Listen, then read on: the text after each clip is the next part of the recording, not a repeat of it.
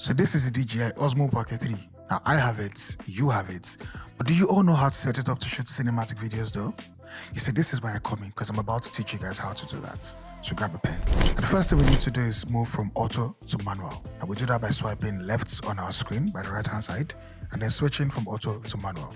Now manual gives you full control of every single setting on this camera. And then we move to shutter speed. Now, shutter speed controls the amount of motion blur and light that gets into your video.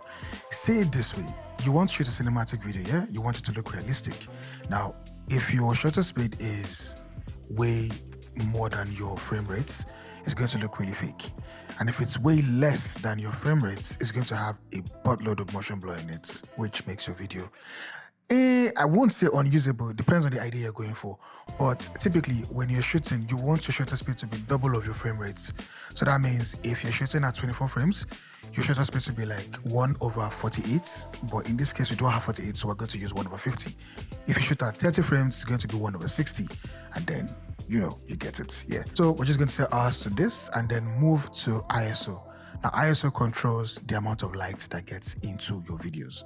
Now, this can also bring a huge amount of grain into it, depending on how you set it up. So the higher your ISO is, the brighter your video would look and the more grain you have in your video. And the lower it is, the darker your video looks and the less grain you have in your video. Now, depending on what time you're shooting, if it's in the afternoon or at night, you need to adjust your ISO to match your environment.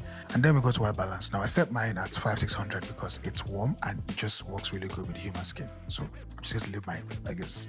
You guys can tweak yours, but I think this is a really good number to leave yours at. For colors, you can shoot in normal or HH. If you're trying to get full control of your colors in post, then you need to shoot in D-Log. Then we're going to move to the most important part of them all. ND filters. Now, this is the one I use. It's the KNF Concept ND filter for DJI Osmo Pocket 3. Now, ND filters come in and save the day most times because there are times where you do not want to adjust your shutter speed or your ISO. You just slap an ND filter on it. So it takes your video from looking like this to looking like this without adjusting your settings on your shutter speed. This means your video stays realistic and cinematic without being overexposed. Anyways, it's time for you to go out there and shoot something really amazing with your DJI Osmo Pocket 3. I'll talk to you guys later. Peace out.